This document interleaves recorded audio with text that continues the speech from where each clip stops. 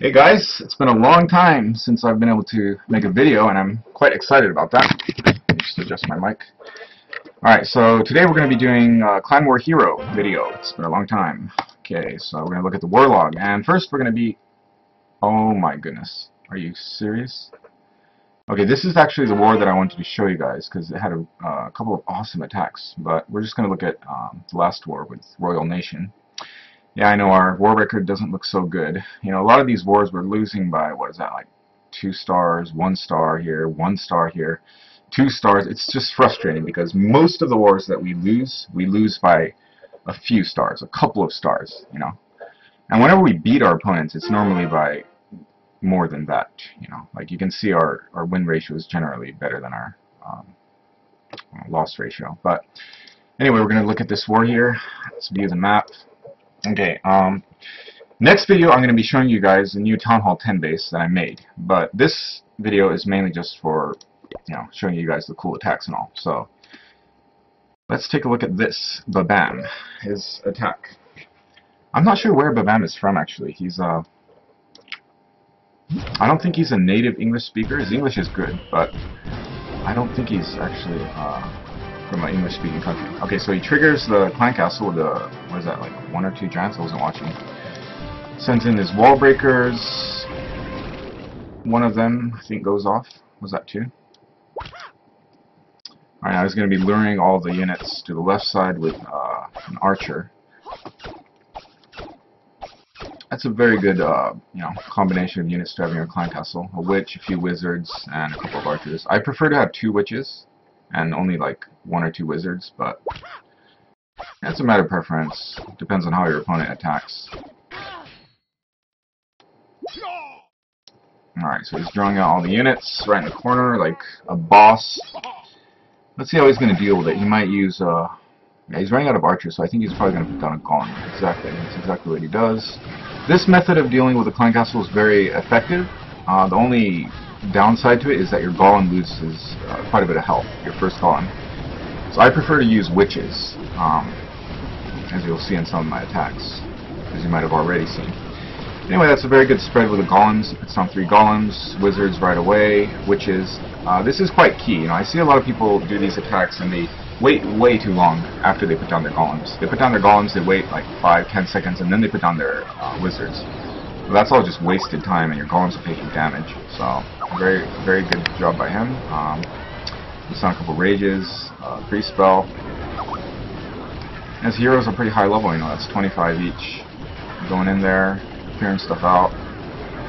Babam uses P.E.K.K.A.s, you know, and I personally don't like P.E.K.K.A.s, but he uses them a lot, and his attacks are very powerful.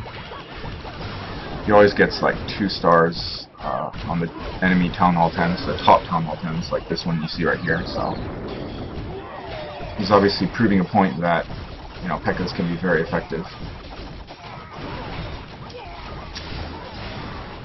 Alright, so he gets the Town Hall, he already gets 50%, his units are still tearing stuff up in the base. I'm not sure if it was this war, but Babam actually did a 100% attack on a base like this.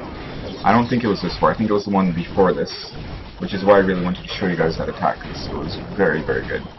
It was against the Town Hall 10 that I think was higher level than this, better upgraded. Anyway, his king gets taken out, P.E.K.K.A. dies, and a couple of archer shots, and that's it. So 70% against one of their top Town Hall 10s, very well done. Okay, I apologize for my creaking chair. Okay, let's see. I'm not sure if, oh, okay, it wasn't Babam, it was No Mercy. Okay, No Mercy pulled off an awesome attack, and I need to show you guys this attack. This was the 3-star, against, was it this base? Okay, so I guess it was a base that was a little bit lower. But, you know, 3-star against the Town Hall 10 with pretty much maxed defenses. Like, maybe not max mortar, well, max inferno towers. It's not bad at all. Alright, so this attack, he doesn't lure the clan castle. You don't need to, you know, if you have witches and skeletons, and if things work out, you don't really need to lure the clan castle. You lose some time by doing that too, so It's a personal choice, but I generally like to lure the Clan Castle. Just the way I roll. Alright, so his heroes are higher. They're level 35. No Mercy is the highest Town Hall 10 we have in our clan. At least as far as army goes. I haven't looked at their bases in a while, so I can't say for sure, but he's got perfect spells going down. That Inferno Tower there is getting in a lot of damage, but because of these witches here on Rage, they had it distracted a bit. But you know, the nemesis of witches is an Inferno Tower. It does so much damage. Against golems and P.E.K.K.A.s and heroes, these don't do anything really. Just kind of tickle them because the DPS doesn't go up. Anyway, you can see the left side of the base is pretty much taken out. A couple of golems. I think these still have a bit of health. You know, they're going around the right side. It's a pity these golems didn't go to the middle, because if they did, I think this queen would have stayed alive much longer and would have been able to take out a lot of these buildings with cover. But yeah, you see those golems are going in, and this mortar here is, you know, it's taking forever taking out that queen. So the king is still alive, amazingly.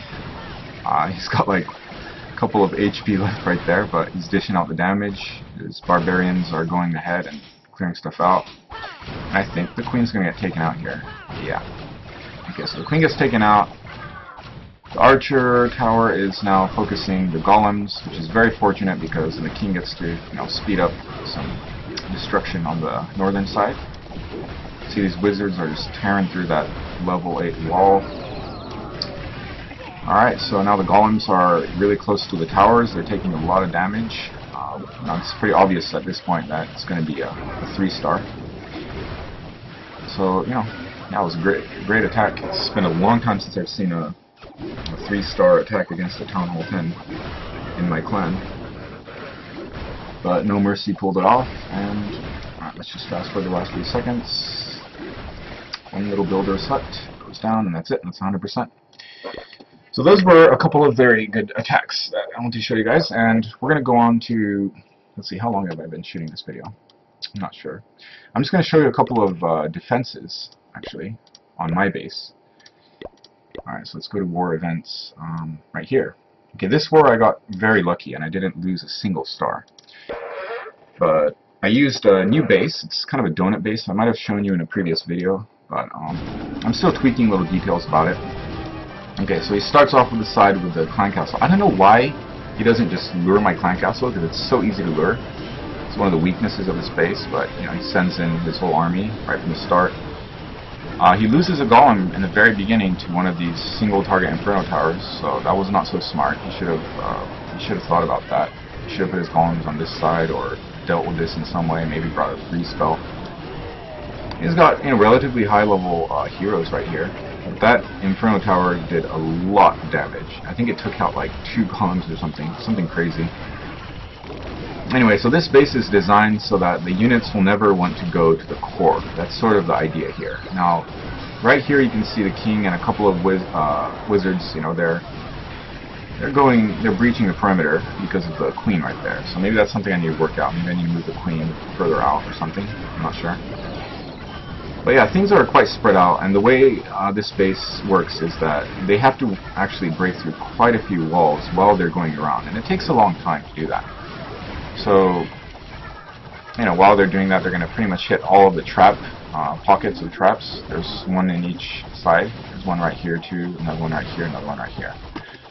So it's an anti-hog base. Dragons, it does good against dragons too, because dragons are quite slow. The weakness of this base is, I guess you could say, balloons, and maybe hogs if the attacker uses hogs correctly. I'll show you an attack where I actually get 2-starred too. But alright, where's the first defense? Alright, it's another guy with a similar name who attacked me. Okay, this time he brought a couple of free spells. Same thing, he unleashes his golems, and these golems are, okay, they're close to max, but he unleashes his golems first, and then he puts his giants in. That was a very big mistake. He should have done his giants first, because Infernos don't do too good against giants. You know, they have to keep refocusing after every, what, 1,000 HP of damage dealt. So,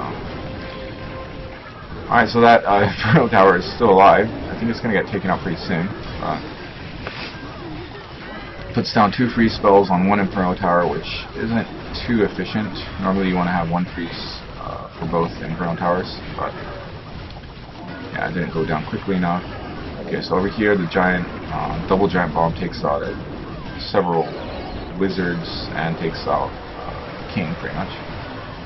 Over on the left side, he's got another rage spell. And the good thing about this base is because everything's so spread apart, your spells don't, your opponent's spells won't affect his units for as long as a normal clustered base. Like if this was a clustered base, there would be buildings right here, and these units will still be benefiting from the spell while they're attacking, you know, the perimeter of this little block that they broke into, or the range of the spell. But it's quite spread out, so yeah. That's another plus of this base. I'm really liking this base, and I'm using it on my friend's Town Hall 9 base. There's a Town Hall 9 version, which I'm going to show you in the next video. But yeah, that's pretty much it as far as this clan, the last clan war went. I can show you guys this clan war actually. There's an attack where they got 2 stars from me. I held off, I think, 1 attack before this, and it was 0 stars. And then on the second attack, this guy got. Akira here got his Japanese name. We're playing against a Japanese clan. He got 2 stars because of 1 lucky wizard. If it wasn't for that wizard, it would have been a 1 star. So I guess you could say he got a little bit fortunate with that. After he got 1 star, I changed the positioning of my skeleton traps. During this attack, I had 3 skeleton traps right up here, but I decided to move them over here just in case a couple of units make their way through. That might turn around and bite me in the ass if those units lure, you know, their units to the core. That's the bad thing about it. So I'm going to try it out for a couple clan wars and see how it works out.